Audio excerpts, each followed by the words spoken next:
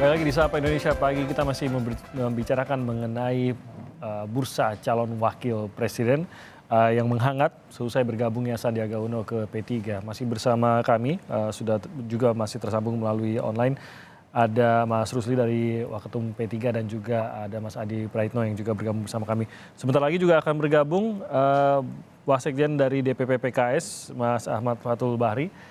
Sedikit lagi akan bergabung bersama kita Mas Herzaki dari Partai Demokrat. Sayangnya tidak dapat bergabung, ada berhalangan sehingga kita akan coba bergabung dengan Mas Ahmad Fathul Bahri.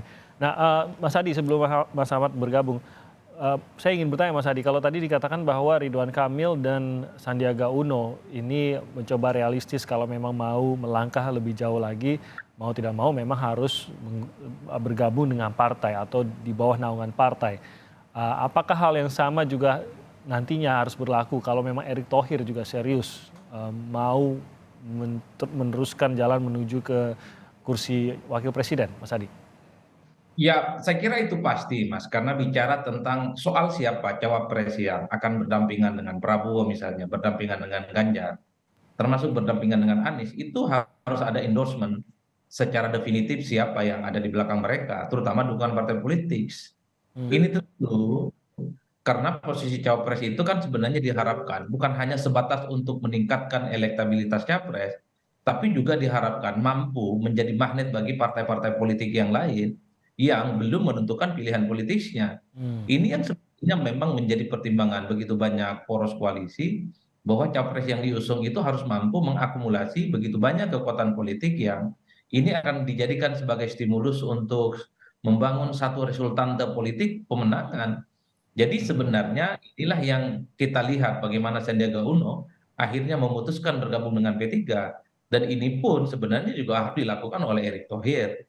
Tidak mungkin misalnya Erick Thohir itu terus menjadi pemain bebas ya sampai saat ini juga jomblo belum menentukan pilihan politiknya.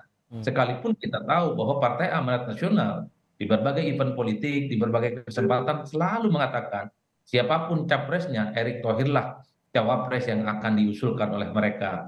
Tapi kan kekuatan politiknya tidak terlampau kuat karena seakan-akan Erik dan PAN ini masih terpisah. Dua hal yang tidak bisa disatukan. Bahwa PAN memberikan dukungan politik pada Erik, ya. Mhm. Tapi orang juga ingin melihat apa yang kemudian bisa diberikan oleh Erick Thohir, terutama dampak politik elektoral kepada PAN. Jadi ini yang sepertinya membuat bagaimana siapapun orang-orang yang mau maju di 2024, terutama yang mengincar posisi cawapres, harus segera memutuskan sikap politisnya bergabung dengan partai politik tertentu. Ini kan soal backup politik, ini kan soal bagaimana dukungan partai yang saya kira akan memberikan dampak signifikan, terutama pada level bergen politik, Hmm. Hmm. akan memperkuat posisinya sebagai sosok yang dianggap layak dan mumpuni untuk bisa bersandingan dengan siapapun nanti capresnya. Hmm. Ini saya kira memang harus dipahami, Mas, bahwa keputusan partai, backing partai, support partai itu menjadi instrumen penting sebenarnya. Oke, ini kan Partai nggak punya potensi maju. nah, soalnya ada banyak juga nih, Mas Adi, nama-nama non partai yang muncul yang digadang-gadang menjadi calon wakil presiden, khususnya untuk Ganjar tampaknya yang sudah mulai bermunculan sejumlah nama. Ada Nazarudin Umar, Pak Mahfud MD, ada beberapa nama lainnya. Berarti apakah kalau memang kita mau realistis melihat yang mana yang kemungkinan paling besar untuk ditunjuk pastinya berasal dari partai, apakah begitu logikanya? Kalau kita bicara tentang ranking, Mas ya, ranking tentang bagaimana aspirasi dan dorongan siapa wakil Ganjar misalnya. Hmm. Tentu yang ditanya pertama kali adalah P3, karena P3 adalah partai politik yang pertama kali menyatakan dukungan politiknya kepada PDIP dan Ganjar. Baru kemudian akan ditanyakan kepada Hanura dan kemudian akan ditanyakan kepada Perindo. Tapi di antara ketiga partai ini yang prioritas ditanyakan oleh PDIP tentu P3. Mhm. Karena P3 selain partai yang sudah lolos parlemen dan yang penting yang kedua adalah P3 ini mewakili warna Islam, warna hijau yang saat ini memang dibutuhkan oleh PDIP. Hmm. Dalam konteks itulah sebenarnya sekalipun ada nama-nama lain seperti Mahfud MD ataupun Nasaruddin Umar, tentu P3 juga layak untuk memberikan pendapat gitu ya. Hmm. Apa yang kemudian misalnya PDIP jauh lebih mempertimbangkan Nasaruddin Umar ataupun Mahfud MD? Bukankah Oke. Sandi juga adalah barang bagus? Kan begitu. Bukankah Sandi saat ini adalah ber-KTP ataupun ber-KTA P3? Hmm. Apa yang kemudian membuat Sandi itu seakan-akan tidak layak dibandingkan Mahfud MD ataupun Nasaruddin Umar Hmm, dari segi elektabilitas, dari segi popularitas, dan dari segi dukungan partai misalnya. oke. Sandi tentu jauh lebih unggul ketimbang nama-nama yang lain. Tapi di end of the day-nya kita tidak pernah tahu karena seringkali keputusan elit itu agak sukar untuk kita tebak yang berada di jauh Hmm, ini. Jangan-jangan variabel-variabel yang kita jelaskan tentang elektabilitas, tentang popularitas, dukungan partai itu dianggap tidak terlampau penting. hmm, Seperti kasus misalnya Kiai Ma'ruf Amin tiba-tiba diputuskan sebagai ya, pendamping Jokowi. Ini kita tidak pernah tahu. Ini kan kita membaca fakta politik yang biasanya linier terjadi, ya, yang ya. lazim, yang Kita kemudian hanya bisa sebatas itu gitu ya. Oke, ya. sudah bergabung bersama kami Mas Ahmad Fathul Bahri. Selamat pagi. Pagi Mas, Pagi Mas, Assalamualaikum. waalaikumsalam. Terima kasih sudah bergabung bersama kami. Nah, saya ingin kita masih membahas mengenai bursa cawapres tadi sebenarnya sedikit banyak mengenai Sandiaga Uno dan bergabungnya dengan P3 dan sedikit juga mengenai para calon wakil presiden yang lain. Dari Koalisi Perubahan sendiri sudah mulai mengerucutkah siapa calon wakil presiden yang akan mendampingi Anies Baswedan dan kapan rencananya ini akan ditentukan? Ya, terima kasih. Kalau dari kami sebetulnya secara sederhana kan publik sudah bisa melihat ya bahwa proses yang kami lakukan nih juga sudah cukup panjang. Bahkan kalau sebelumnya mungkin banyak di antara para peserta pemilu ataupun juga para parpol yang berada di parlemen sudah mencoba untuk mengarahkan bagaimana koalisi ke depan, Hmm, tetapi mungkin kami dulu dianggap relatif lambat, tapi pelan-pelan justru untuk koalisi perubahan untuk persatuan ini relatif lebih cepat justru untuk mengumumkan siapa bakal capresnya. mhm. Oleh karena itu, tim yang dibentuk pun juga sudah cukup panjang dan pembahasan juga sudah cukup lama, sudah cukup matang, pendalaman-pendalaman dilakukan. Sehingga soal cawapres ini sebetulnya sudah step kedua setelah capres sudah Oke. selesai. Sudah Sehingga ketika untuk sudah mulai muncul memutuskan, ada nama-nama, Mas. Mungkin yang boleh ya, diketahui oleh publik siapa yang masuk shortlist-nya? kalau nama sudah berulang kali kami sampaikan ya, beberapa nama yang sudah masuk dalam shortlist, dan itu tentu kan kita uji terus dari waktu ke waktu, dan nama-nama tersebut juga sudah banyak beredar di Hmm, media, hmm, sehingga sebetulnya untuk memprediksi kira-kira siapa yang akan dicalonkan sudah bisa terlihat dari nama-nama tersebut. Tapi mungkin ya karena faktor politik ini kan variabelnya banyak sekali ya, mhm, sehingga pengumuman seorang bakal cawapres yang nanti akan berpasangan dengan Mas Anies Baswedan ya mhm. tentu kita tinggal tunggu saja karena semua sudah diserahkan kepada Mas Anies sebagai bakal capres, dan itu bukti bahwa koalisi yang kami galang memang yang menyerahkan sepenuhnya kepada bakal capres untuk memutuskan dari usulan-usulan yang sudah ada, rekomendasi yang sudah ada, tinggal beliau putuskan siapa yang terbaik menurut beliau, Hmm. siapa yang baiknya mungkin dari aspek kinerjanya bisa mendukung, lalu elektabilitas juga bisa mendukung, dan insya Allah nanti akan menang dalam pemilihan presiden di 2024. Oke, saya ingat ada beberapa kalau tidak salah Ahmad Heriawan, Khofifah, ini termasuk nama-nama AHY juga. Sandiaga Uno sempat masuk tidak tuh Mas dalam salah satu calon? Ya, Mas Sandi memang sebetulnya juga dalam pembahasan di internal PKS ya tentu karena beliau pernah menjadi cawapres yang diusung oleh PKS dan juga ada beberapa kegiatan, ya memang pernah dimention beberapa kali, tapi tentu dalam koalisi kan kita membahasnya juga secara bersama-sama di dalam tim, sehingga Hmm. kita juga menghormati proses yang ada. Ya, usulan nama itu sebetulnya wajar-wajar saja, kita kan dalam pemilihan ini juga jangan terlalu kaku ya, bahwa relaksasi dalam penentuan bakal capres, bakal cawapres, lalu juga diuji dengan pendapat publik, dengan pendapat pengamat ini seperti Mas Hmm. Adi Praitno dan sebagainya. Ya tentu ini Hmm. menjadi dinamika yang coba kita kembangkan. Tetapi tentu penentuan nama bakal cawapres karena sudah ada kejelasan dalam poin-poin kesepakatan kami, ya kita Ya. serahkan sepenuhnya kepada Mas Anies. Itu bentuk komitmen bahwa nanti akan bekerja yang menjadi cawapres, menjadi wapres adalah presidennya, sehingga ketepatan beliau, keinginan beliau, dan juga kecocokan beliau, dan tentu yang paling utama adalah bagaimana memenangkan pemilihan presiden, Ya. yaitu dipertimbangkan oleh beliau. Oke, saya ke Mas Rusli. Mas Rusli, saya sedikit mundur tadi terkait dengan hubungan P3 dengan PDIP tentunya dalam bursa capres-cawapres ini. Sebenarnya adakah kesepakatan khusus dengan PDIP khususnya pada saat membahas siapa calon wakil presidennya. Apakah akan harus ada persetujuan dari P3 kah pada saat PDIP mengusung calon? Apakah sama diajukan sama-sama lalu dipilih bersama kah? Atau apa kesepakatan yang dimiliki saat ini?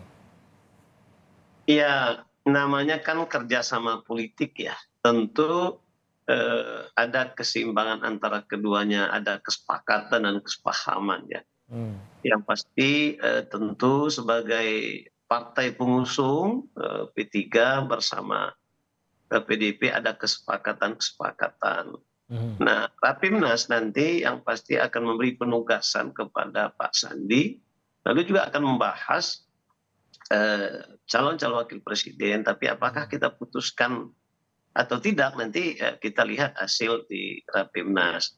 Secara apa namanya, kita punya basis ya survei misalnya. Kalau survei tentu ini menjadi alat ukur kita. Ya. Siapa yang layak akan kita tawarkan. Nah, tentu nanti akan ada duduk berunding ya antara ketua umum kita Pak Haji Mamat Mardiono dengan Bu Mega. Tentu kita akan diskusikan bahwa calon wakil presiden harus dapat memastikan semakin kuatnya dukungan publik, dukungan masyarakat kepada calon wakil presiden. Tapi kan dua warna ini, dua merah, nasionalis dan religius, ini tentu menjadi prasyarat karena bangsa ini dibangun atas dua kekuatan besar ini. Nah, kesepakatan itu tentu akan dibicarakan di level tingkat ketua umum ya. Kita juga sudah memberi mandat kepada Pak Mardiono, tapi Rapimnas nanti itu juga akan mendengar langsung karena khususnya Pak Sandi sudah bergabung sebagai kader partai. Ada kepantasan politik, Mas. Kepantasan politik tentu selagi ada kader ya tentu akan kita bawa nama kader, tapi bukan berarti kita menafikan calon-calon di luar partai. Ya kan banyak juga masukan-masukan dari daerah menyebut nama-nama lain, misalnya Erick Thohir, ada Pak Mahfud, dan lain-lain ya. Tapi kepantasan politik tentu kader partai yang mumpuni. Artinya jika dibanding dengan di luar, kita juga tidak kalah molek ya kalau istilah kita Melayu Riau itu. Jadi tidak kalah dari berbagai aspek variabel bahwa kader kita layak untuk disandingkan bersama calon presiden yang kita usung. Oke, nah ini kan banyak sekali kalau kita lihat perbincangannya, langkah ke depannya bersama PDIP. Komunikasi dengan KIB sendiri bagaimana statusnya saat ini? Ya sampai saat ini kan dengan KIB kita masih bersama, masih dalam satu kesepakatan yang ya katanya bubar ya kita belum bubar. Gitu ya. Karena boleh jadi satu saat kita berada di apa namanya kapal yang sama gitu, dalam mengusung. Walaupun P3 sudah menentukan kapalnya gitu ya, berarti menunggu KIB bergabung bersama P3 gitu ya? Kalau P3 ya, mundur lagi, nggak mungkin ya dong. namanya apa namanya kita ada kesepakatan dulu bahwa kita bagaimana lebih memandang kepentingan bangsa masa depan ya daripada kelompok-kelompok ya. Tapi kita belum Mas, kita masih mesra, kita masih bersama. Dan tidak juga mustahil keputusan politik atau jihad politik KIB itu akhirnya bisa sama. Tapi dinamika politik tentu akan selalu terjadi ya. Oke, Mas Ahmad, terkait dengan pertemuan atau rencana pertemuan Demokrat dengan PDIP, PKS sendiri sudah berkomunikasi dengan Demokrat? Ya tentu itu selalu disampaikan ya bahwa kita ya berkomunikasi dengan setiap parpol tentu harus dilakukan. Karena perlu diingat pemilihan presiden ini kan bukan hanya satu variabel awal koalisi misalnya. Ada juga variabel nanti mungkin ketika putaran kedua kita bertemu seperti apa. Lalu pasca kemenangan cawapres yang dipilih oleh publik itu juga pasti ada dinamikanya gitu. Sehingga komunikasi yang ada yang kita lakukan ya tidak membatasi ataupun juga tidak menegasikan apa yang sudah disepakati di awal untuk mengusung capres Mas Anies Baswedan.